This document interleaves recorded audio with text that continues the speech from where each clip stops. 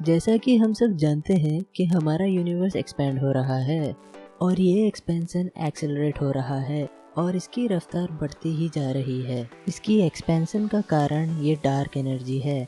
हम सब जानते हैं कि एक दिन हमारा यूनिवर्स ज़रूर ख़त्म होगा। साइंटिस्ट मानते हैं कि ये दो चीज़ों से हो सकता है, एक है बिग रिप और दूसरा है बिग क्रंच। साइंटिस्ट मानते हैं कि हमारे यूनिवर्स के एक्सपैंड होने के बाद एक टाइम ऐसा आएगा जब वो कॉन्ट्रैक्ट होना शुरू हो जाएगा, जिससे एटम्स एक दूसरे में फ्यूज होने लगेंगे, मतलब स्टार्स और गैलेक्सी भी। बिग रिप, जैसे कि मैंने कहा, स्पेस का एक्सपेंशन धीरे धीरे एक्सेलरेट हो रहा है।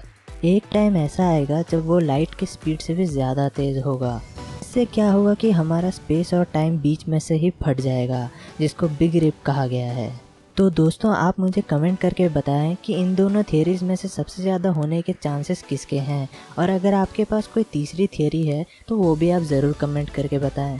दोस्तों, डार्क एनर्जी को सबसे पहले आइंस्टाइन ने डिस्कवर किया था और इसका जिक्र उनके थियरी ऑफ रिलेटिविटी में भी आता है। आइंस्टाइन मानते थे कि 70% हमारा यूनिवर्स डार्क मैटर से भरा हुआ है और बाकी का मैटर है, और जो बिल्कुल भी नहीं है वो एंटी मैटर है।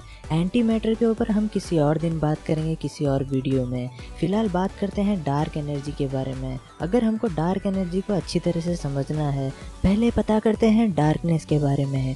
डार्कनेस क्या होता है? डार्कनेस का दूसरा नाम है एब्सेंस ऑफ लाइट, मतलब जहाँ लाइट नहीं होती वहीं डार्कनेस होता है। डार्कनेस बना होता है फोटोनिक पार्टिकल से और कुछ डाइल्यूट गैसेस से। मेरे मन में ये सवाल आया था कि अगर लाइट का स्पीड हो सकता है तो डार्कनेस का क्यों नहीं। मुझे पता चला कि डार्क मैटर का स्पीड होता है 54 मीटर्स पर सेकेंड, यानी कि 177 फीट्स। हालांकि ये बहुत स्लो है when compare to speed of light. और मैं यहाँ कंप्लीट डार्कनेस की बात कर रहा हूँ, मतलब पूरा डार्कनेस, जहाँ पर सिर्फ डाइल्यूट गैस और फोटोन पार्टिकल्स मूव करते हैं और धीरे धीरे वो फोटोन पार्टिकल्स भी अब्जॉर्ब होने लगते हैं। जब डार्कनेस पूरे यूनिवर्स के लाइट को अब्जॉर्ब कर लेता है, हमारे यूनिवर्स का एंट्रोपी भी पीक पे होता है, मतलब सबसे हाईएस्ट लेवल ऑफ एंट्रोपी, जिससे स्टार्स एंड गैलेक्सीज भी डेड हो चुके होते हैं।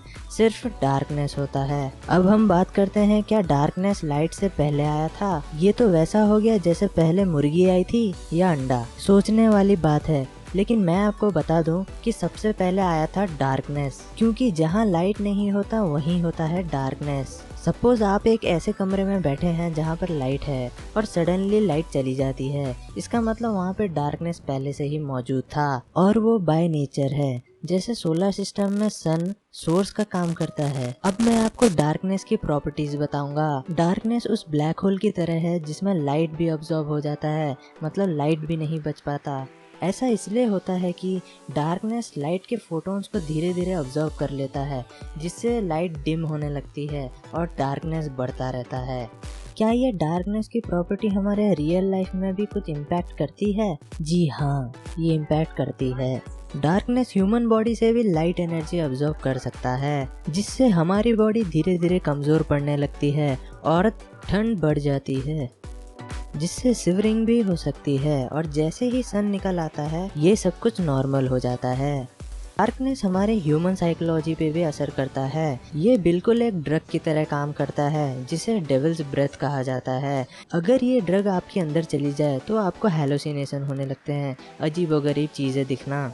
लेकिन डार्कनेस इससे ज़्यादा असर करता है। वो आपको ऐसी चीज़ें दिखाता है जिससे आप सबसे ज़्यादा डरते हो या फिर सबसे ज़्यादा नफरत करते हैं, जिससे कुछ लोगों को शॉक या हार्ट अटैक भी हो जाता है। कभी कभी फिट्स आना तो आम बात है। तभी मैं सोचूं कि लोगों को डरावनी चीज़ें सिर्फ रात को क्यों दिखती हैं। अगर आपको ये साइंटिफिक रीज़न पता है तो आप अपने दिल और माइंड को कंट्रोल करके अपने सोच को मैनिपुलेट कर सकते हैं और ये चीज़ें अपने आप ही गायब हो जाएंगी।